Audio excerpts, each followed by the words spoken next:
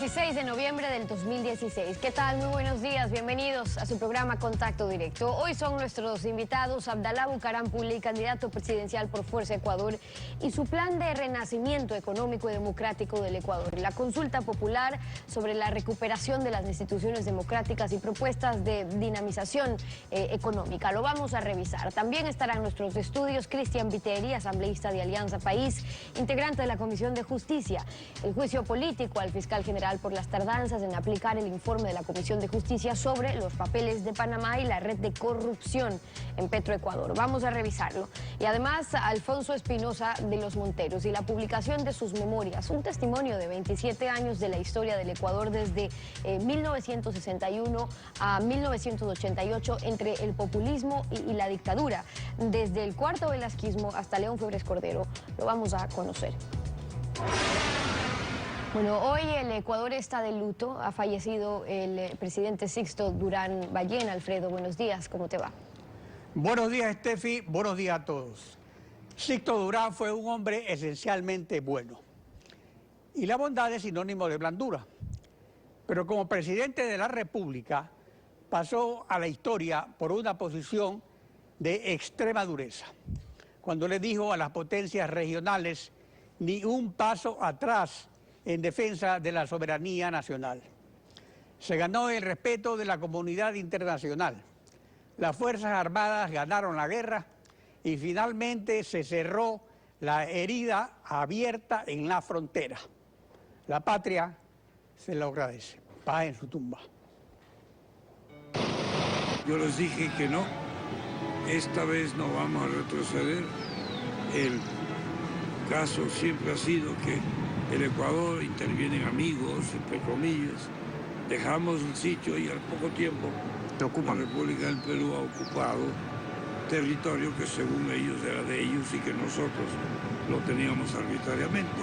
Ese día había una gran manifestación aquí en la plaza. Desmilitarizar una zona y retroceder a otras poblaciones. Dije no. Dije que el Ecuador es el agredido. Ninguna de estas posiciones representa una posición peruana. Por lo tanto, no somos nosotros los agresores, son ellos. No vamos a retroceder. Ni un paso atrás, ni un paso atrás.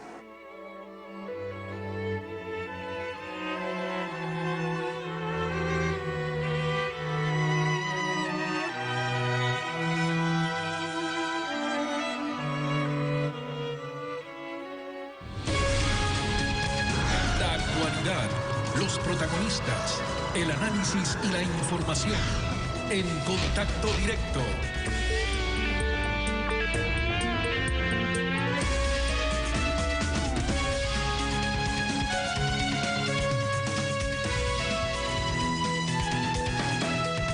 El partido político Fuerza Ecuador, FE, inscribió en el Consejo Nacional Electoral al binomio presidencial Dalo Bucaram Ramiro Aguilar y su plan de renacimiento económico y democrático del Ecuador. Dalo Bucaram, candidato a presidente de la República por Fuerza Ecuador. Buenos días, bienvenido a Contacto Directo. Buenos días, Alfredo, buenos días a todos los televidentes. Al igual que los otros candidatos no gobiernistas, Guillermo Lasso, Cintia Viteri y Paco Moncayo, usted ofrece una consulta popular para reformar la Constitución y reinstitucionalizar el Estado. Concretamente, ¿cuáles son esas reformas?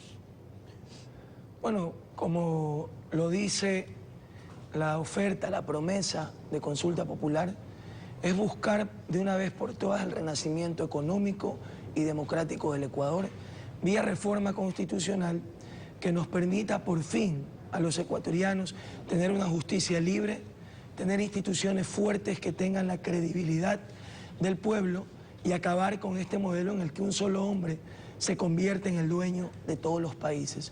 De todos los poderes, perdón.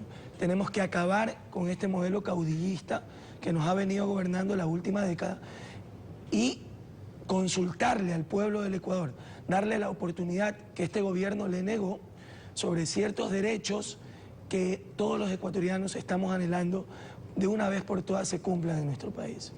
La Constitución blinda el modelo político correísta y según el artículo 444 de la Constitución, toda reforma que se refiera a la estructura del Estado, sus elementos constitutivos o modifique el proceso de reforma debe hacerse por constituyente convocada mediante consulta popular. Si hay este consenso de la oposición en el método de hacer la reforma, esa consulta va porque va al estilo de Rafael Correa, aunque la Constitución no lo permite. Bueno, nuestra propuesta es clara y es constitucional. Efectivamente, una consulta popular de las características que nosotros estamos emprendiendo necesitaría de la aprobación de la Corte Constitucional, lo cual con liderazgo político hay que sacarlo adelante.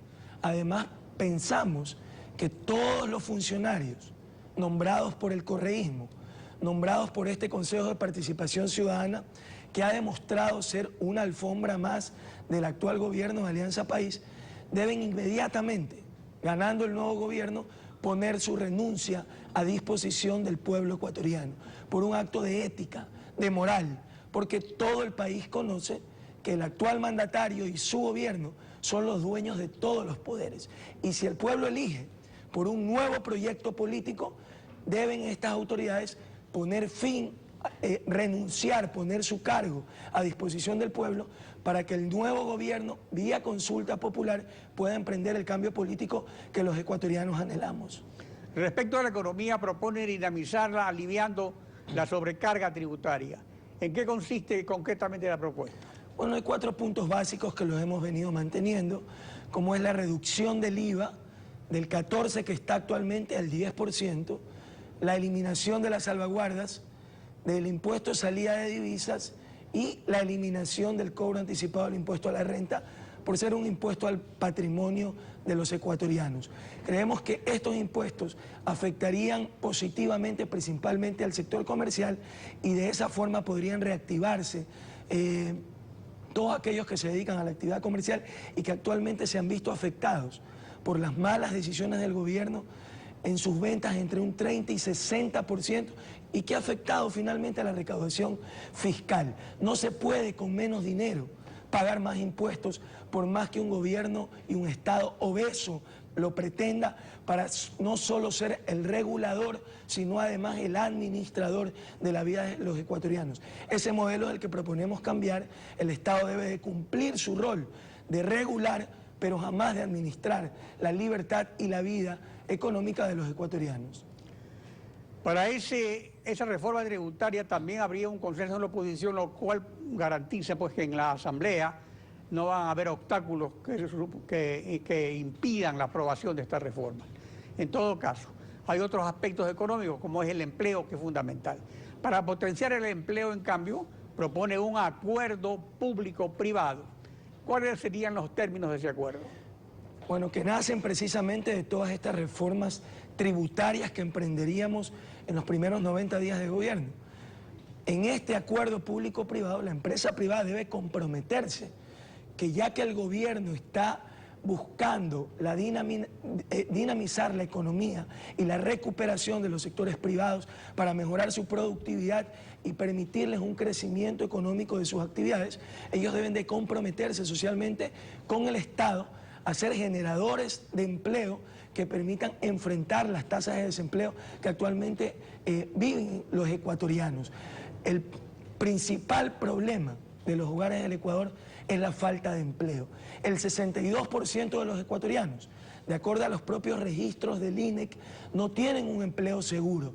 Salen diariamente a inventar, ver cómo alimentan a sus familias hoy y ya veremos mañana. Eso debe de cambiar. Nos parece totalmente inhumano que un gobierno que realmente tuvo ingresos multimillonarios, finalmente, después de una década, tenga estos números de crisis en los que buscaron la igualdad, sí, pero en el decrecimiento, empeorando los niveles de vida de los ecuatorianos, ahondando la situación de pobreza, y por eso buscamos cambiar el modelo. Digamos, lo importante del sector privado es que da 9 de cada 10 empleos. Y aquí hay un problema. Teníamos un régimen extremadamente flexible que se prestaba para abusos. Hubo pues el caso incluso de una de las industrias más importantes del país, que ni siquiera el gerente estaba afiliado al seguro. Y hemos pasado ahora a un régimen inflexible, a un régimen rígido, que según el Foro Mundial nos resta competitividad como país. Pero más que nada es el problema social, de que los que no tienen empleo solo lo pueden lograr con un régimen que se flexibilice. Entre tanto, los que tienen empleo exigen garantías que se cumplan y que deben cumplirse. Entonces, la clave es cómo lograr una flexibilización del régimen laboral respetando los convenios básicos de la Organización Internacional del Trabajo, que tienen la categoría de tratados de derechos humanos. Bueno, precisamente, doctor, acabando con el odio que nos gobierna, acabando con el odio correísta y el odio anticorreísta que le ha hecho mucho daño al Ecuador y emprendiendo estos acuerdos también con los sectores que piensan diferente al próximo gobierno. El próximo presidente de la República del Ecuador, el abogado Abdalá Bucaram Pule, y lo que va a implementar son acuerdos con todos los sectores y que el país entienda que no puede un presidente gobernar con sus amigos, que tiene que invitar a los mejores de cada sector, que hay que acabar con los sesgos ideológicos absurdos, que hay que acabar con estas guerras entre ricos y pobres y entre la clase política que solo afecta al pueblo. Tenemos que llegar a un consenso de paz, a un país en el que todos podamos aportar y en el que todos formemos parte, ser realmente incluyentes y acabar con este odio sectario de perseguir a todo aquel que piensa diferente. Y ese va a ser el estilo de nuestro gobierno. Otro aspecto fundamental es el costo del dinero, que en el Ecuador es alto, no se compadece con la dolarización ni con el nivel de inflación, y su plan de gobierno propone reducirlo. ¿Cómo lo hará? Bueno, porque el problema no es solamente el alto costo de la moneda que actualmente utilizamos los ecuatorianos. El problema es que durante estos 10 años que existió bonanza, no hubo realmente un proyecto político-económico que prevea que en algún momento el precio del barril del petróleo iba a caer. Y el presidente encima sostiene una barbaridad, que en una economía dolarizada no es necesario tener una reserva fuerte. O sea, lo que le está diciendo a los hogares del Ecuador, lo que le está diciendo a los padres de familia ecuatorianos, es que como en el Ecuador existen dólares, no es importante que prevean el futuro de sus hijos, no es importante que ahorren hacia futuro, y eso es una barbaridad. Ese es el modelo que debemos de cambiar, precisamente invitando a todos los sectores a participar, acabando con el odio político y teniendo un enfoque de política pública de familia. Ahora, si pero el gobierno no piensa en el dinero, bienestar de la familia, no vamos a cambiar el modelo que actualmente tenemos. Lo fundamental son los actores del sector financiero, que son la banca, digamos, concretamente sobre el costo del dinero. O sea, bueno, sobre eso que propone, ampliar usted toca un gran punto, la competitividad hacia la banca extranjera. El Ecuador no tiene moneda propia, o sea, ya hemos pasado 16 años con un sistema, digamos, anticuado de una banca criolla que no permite la entrada de la banca extranjera. Totalmente de acuerdo, doctor. Por eso nosotros proponemos invitar banca extranjera para que exista mayor competencia y el pueblo pueda acceder a créditos más baratos. Muchas veces, quienes juegan hoy a ser políticos y toda su vida manejaron la economía del país, siendo los candidatos de la banca, del feriado, se quejan por los créditos caros a los que el gobierno ha accedido, hablan de que son deuda ilegítima y que no habría que pagarla, mandando mensajes irresponsables a los mercados internacionales. Sin embargo, los créditos de la banca nacional en el Ecuador son créditos caros. Los créditos para un emprendedor que busca emprender su primer negocio llegan alrededor del 30 y 31%. La banca se convierte en socia de este ciudadano, lo cual es completamente absurdo, y por eso proponemos invitar banca extranjera para que pueda todo el pueblo del Ecuador acceder a créditos más baratos en una sana competencia. Bueno, ya tendremos oportunidad en las próximas semanas de hablar sobre los otros aspectos del plan de gobierno. Abdalá Bucaram, candidato a presidente. Gracias por acompañarnos. Gracias, doctor. Buenos días y contentos por el triunfo de la selección. Así, galopamos en Quito. Fuerza, Ecuador. Estefi. 7 de la mañana con 15 minutos, tiempo de una pausa, y cuando regresemos estará Cristian Viteri, asambleísta de Alianza País, integrante de la Comisión de Justicia. El juicio político al fiscal general por las tardanzas en el proceso penal contra la red de corrupción en Petroecuador lo vamos a revisar al volver. Quédese usted en nuestra sintonía. 7:21, Cristian Viteri, asambleísta de Alianza País por Guayas, integrante de la Comisión de Justicia. Bienvenido a Contacto Directo. Buenos días, Steffi. Buenos días, don Alfredo. Buenos días, conciudadanos. Primero, todo lo que ha saltado por la red de corrupción de Petroecuador, funcionarios públicos involucrados, ha creado bandos, división al interior del país, quienes creen que es mejor destapar todo, ir contra la corrupción, contra los corruptos, y otros que creen que eso más bien le puede rebotar al gobierno. Yo creo que en este tipo de cosas no debe haber ningún tipo de cálculo político. Yo he venido, como le consta a la ciudadanía, haciendo esta investigación desde el mes de mayo sin ningún tipo de buscar agradar o desagradar a nadie. No me importa si a alguien no le gusta.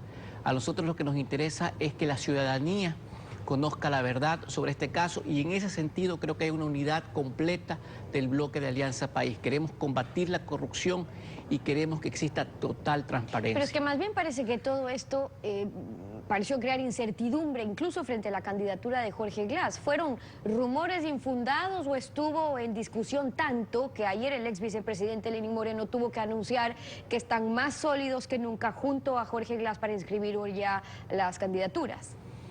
No se trató jamás un tema de discrepancia respecto a las candidaturas de Jorge Glass ni de Lenín Moreno. Entiendo que lo que hubo es una discusión interior por poder definir las listas de asambleístas. Ahora, en cuanto al juicio político al fiscal, en Alianza País hay quienes creen que había elementos suficientes para que el fiscal pueda actuar e impedir que se vayan del país los implicados en esta red de corrupción, y que por eso se debe llamar a juicio. Pero luego tuvieron una reunión de Alianza País, estuvieron miembros del Ejecutivo y ya salieron otros defendiendo un poco la posición del fiscal. Y finalmente lo que resolvieron es que el caso pase a la Comisión de Fiscalización para que recién empiecen las comparecencias.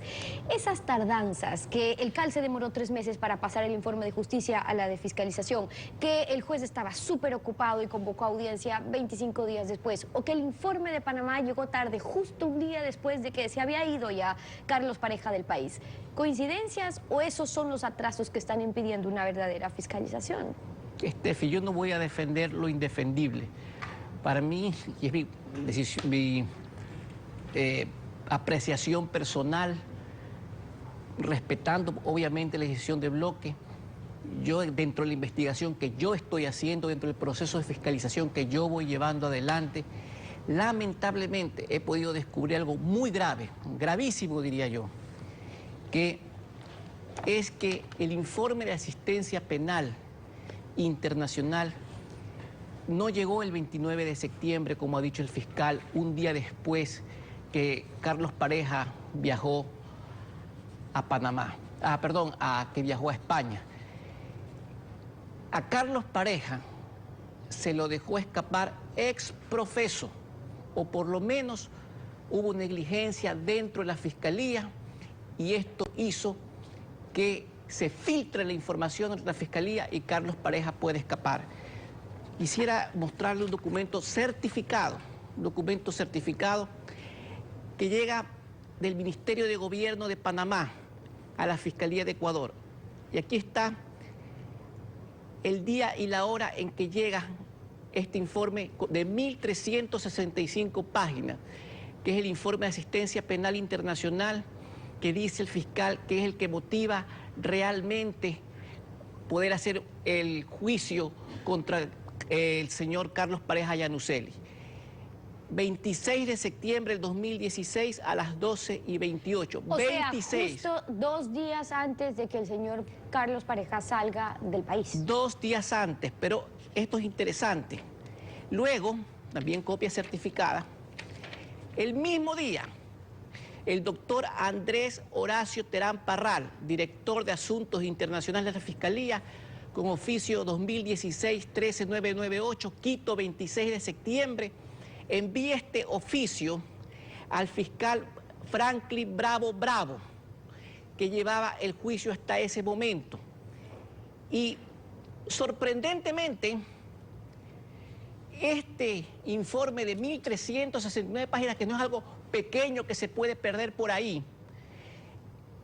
pasa por algún sitio de la Fiscalía que hace que se filtre la información y le dan 3 días al señor Carlos Pareja para que huya del país, para que salga del país. Alguien le filtra la información o lo dejan ir ex profeso. Esto es causal de juicio político, porque el escritorio del fiscal, estando dentro de la fiscalía, habiendo recibido el documento el 26 de septiembre, recién al fiscal que lleva el caso, se lo entregan el 29 de septiembre a las 10:36. O sea, justo un día después de que ya se fue. Justo un día después, pero esto ya estuvo en manos de la fiscalía y así Ahora, lo demuestra el sistema de gestión documental. Ese documento es importante, la asistencia penal de Panamá, porque según el fiscal general fue en función de, usted considera que ya había elementos sin ese informe para poder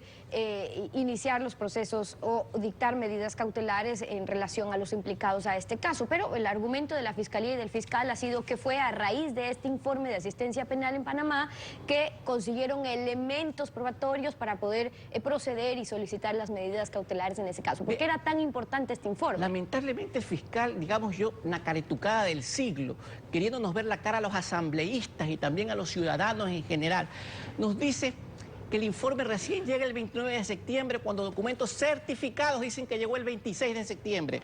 Aquí está un tuit de la Fiscalía. La asistencia penal a Panamá se solicitó el 24 de mayo, lo cual es verdad, y llegó la información el 29 de septiembre. ¡Falso! Estoy demostrando que fue el 26 de septiembre.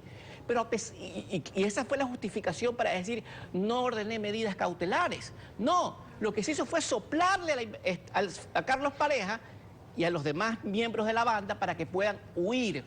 Vea usted, el 9 de agosto informe la Comisión de Justicia. Digamos que tenía razón el fiscal porque ahí faltaba, todos los indicios eran de enriquecimiento ilícito y faltaba el informe de la Contraloría. Pero el 15 de agosto llega el informe de la UAF, donde se establecen depósitos, los primeros depósitos por $4.200.000 a favor de Alex Bravo, por nada más y nada menos que 9 contratistas, 9. Okay, ahora, eso ya ocurre el 15 de agosto. Para esto ya se conocía el tema de Capaya, pero digo, luego viene el informe, pero ya antes de esto es que saltan los argumentos en cuanto a si podía actuar o no el fiscal. Fíjese incluso que la presidenta de la Comisión de Fiscalización acaba de decir hace poco que su comisión recién va a llamar a comparecer, que hay que ver qué información tenía el fiscal para saber si actuó bien o no.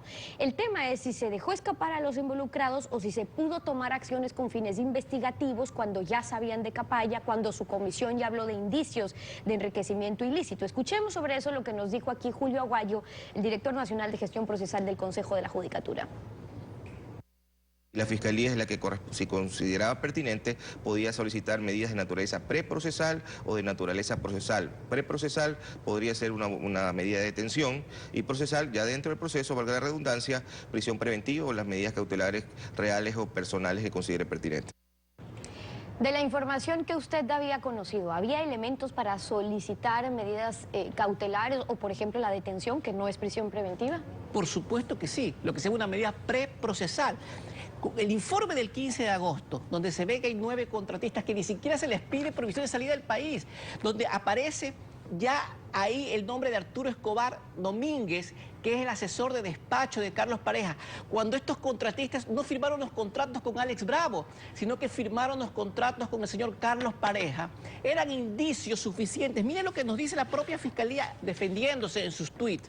Dice, recuerde, las denuncias deben fundamentarse y ampararse en hechos, nos dice. No se puede presentar denuncias sin indicios. ¿Qué más indicios, pues? Que el informe de la Unidad de Análisis Financiero, que establece que hay coimas por parte de contratistas. ¿Qué más indicios que este informe del 15 de agosto y qué más indicios que el 2 de septiembre yo ya le hago una denuncia y le digo que haga una serie de acciones, una serie de medidas que son urgentes, que por cierto la mayoría no se realizan? Y lo más grave, lo que acabo de decir, el 26 de septiembre llega el informe de asistencia penal internacional. El 29 de septiembre escapa Carlos Pareja. Y recién el 3 de octubre anuncia una vinculación de Carlos Pareja y los otros Claro, en implicados. otros casos, en cambio, sí han procedido con solicitud de medidas cautelares o allanamientos. De hecho, el último, hace poco, el allanamiento en el que encontraron billetes hasta en los techos, sí, es bueno que se lo haga, pero también son $300.000 los que encontraron. Y según el Contralor de lo que está investigando, solo en 63 contratos hay $1.000 millones y son 400 contratos los que hay que revisar. Entonces, hay que ir al fondo del asunto, asambleísta, porque ya salen a repetir que han cogido al cabecilla de la red como para dar por terminado el caso, y con 300.000 en los techos, como se determina finalmente quién es el cabecilla de la red. Estefi, a otros con ese cuento que el señor Calvo Piña es el cabecilla de la banda. Aquí hay algunos cabecillas y esto no se va a poder descubrir si se mantiene la Fiscalía en esa posición encubridora de querer mantener un juicio de cohecho, que ya mismo se cierra la instrucción y no se va a poder ordenar más pruebas. Tiene elementos de sobra, para que haga un juicio, una indagación o comience un juicio, una instrucción fiscal por lavado de activos. El artículo 317 es clarísimo cuando hay lavado de activos. Cuando la persona de forma directa o indirecta utilice, mantenga, entregue, transfiera, convierta o se beneficie de activos de origen ilícito. Luego dice, realice por sí mismo por medio de terceras operaciones y transacciones financieras. Y se complementa este delito, dice, con la máxima pena de 10 a 13 años cuando el monto de los activos objetos del delito supere los 200 salarios básicos. Cuando la comisión del delito presuponga para delinquir la constitución de sociedades o empresas como Capaya, SCAR, y cuando el delito ha sido cometido utilizando dignidades o cargos públicos. Se encuadra totalmente el tipo penal, pero lo más grave de esto es que estos son delitos independientes del cohecho. Una cosa es recibir la coima, que es el cohecho, y otro delito es armar un entramado de disque legalidad para esconder, creando compañías afuera, o diciendo, como dice el señor Pareja, cuando abre sus cuentas en Panamá, que se va a convertir en un gran empresario inmobiliario y que va a hacer negocios lícitos inmobiliarios y además que le encanta comprar zapatos, para coger y esconder estos dineros. Entonces, eso ya es un delito de lavado de activos. Y ese es el fondo del asunto. Son algunos temas los que hemos conversado hoy con Cristian Viteri, asambleísta de Alianza País por Alianza País. Solo una última cosa. No se va a poder llegar a la verdad mientras no se abran un montón de cuentas que falta de abrir. Falta abrir por lo menos 25 cuentas que no se ha ordenado y no se ha pedido asistencia penal internacional que se abra. En Suiza, en Hong Kong, en Islas Vírgenes, en Islas Caimán, en Venezuela, en el Bank of America de Carlos Pareja, Carlos Andrés Pareja, Arturo Escobar, Jorcar Internacional, Yolanda Pareja, Armar, Kilkenny, 1800 Holding, 504 Investment, cuentas del Sun Trust y obviamente el juicio de lavado de activos. Y la última cosa que quiero decir, que este señor Carlos Pareja no solamente tiene Capaya, tiene varias compañías de lo que hemos podido ya detectar en la fiscalización que estoy realizando. Por ejemplo, ya en el 2011, la compañía Proinvest Management fue la que le pagó la famosa casa $700.000. Le hace la transferencia a la compañía Castelago por $179.965 desde una cuenta en Panamá que era manejada por el señor Carlos Pareja. Y eso no aparece todavía en los procesos. Tiene que iniciarse el proceso de lavado de activos para que la ciudadanía conozca toda la verdad. Le decía, tenemos que seguir conversando sobre este tema y seguro lo haremos. Cristian Viteri, asambleísta de Alianza País por Guayas, acompañándonos hoy en Contacto Directo. Muchas gracias hoy por haber estado con nosotros. Buenos días. Anoche se efectuó aquí en Guayaquil el lanzamiento del tomo 1 de las memorias de Alfonso Espinosa de los Monteros, que corresponden al periodo de 1961 a 1988, intitulado Entre el populismo y la dictadura. Son 666 páginas de un testimonio histórico en vivo y en directo y de un gran trabajo. Desde los enloquecidos por el dinero hasta los entontecidos por el dinero, como los llamaron el vicepresidente de Velasco Ibarra, Carlos Julio Arosemena, y el vicepresidente de León Febres Cordero, Blasco Peña-Herrera. Alfonso Espinosa, bienvenido a Contacto Directo. Muchas gracias, Alfredo, y gracias al público por recibirme en su hogar en esta mañana. De los enloquecidos a los entontecidos por el dinero. ¿Qué cambió en estos 27 años o fueron cambios del gato pardo en el populismo? Creo que fueron los cambios del gato pardo porque realmente el populismo ha sido pues una una constante en la historia ecuatoriana de los últimos años, y más bien diría yo que con los nuevos elementos técnicos se ha perfeccionado en su poder de comunicación, en ese dominio de la palabra, porque, como dice el filósofo mexicano Enrique Krauss, el populista se adueña de la palabra, no solo que la usa y la abusa, sino que se adueña de la palabra y cree que su verdad es la única. El periodismo, ¿qué clases de presiones recibía entonces de dictadores y líderes populistas? ¿Eran iguales a las de ahora o diferentes a las de ahora? Bueno, siempre ha habido presiones contra el periodismo y los medios de comunicación porque a los líderes, a veces, entre comillas, no les gusta la opinión ajena, no les gusta la crítica, no les gusta a veces ni la información. Entonces, eso es lo que tiene a los periodistas y a los medios en un escenario de constante acosamiento, de constante discusión.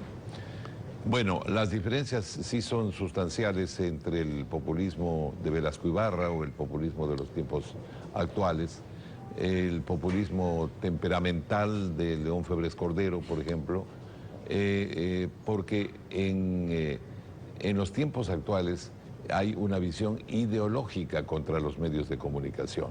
Se está actuando contra el periodismo, contra las opiniones ajenas, y por eso se atenta contra la libertad de expresión. Y por ese motivo se emiten leyes como la ley que tenemos actualmente, Ley de Comunicación, que yo estoy seguro en poco tiempo será reformada, al menos. Ahora, la profesión de periodista permite un contacto frecuente con la ciudadanía. Eso alimenta en realidad al periodismo frente a las nubes rosadas del poder. Ese es el poder ciudadano. ¿Se enfrentó o se entregó al populismo y a la dictadura? Los medios de comunicación han tenido generalmente posiciones paralelas, diría yo, a las posiciones políticas de los populistas. Pero por supuesto, tampoco hay perfección en los medios y en los periodistas.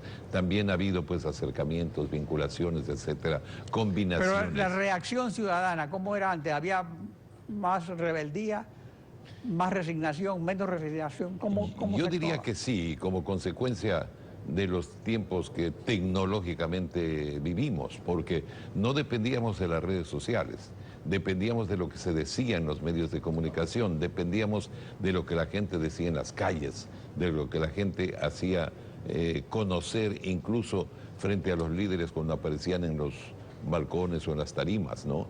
Era distinta la manera de reaccionar de la gente, había más participación política.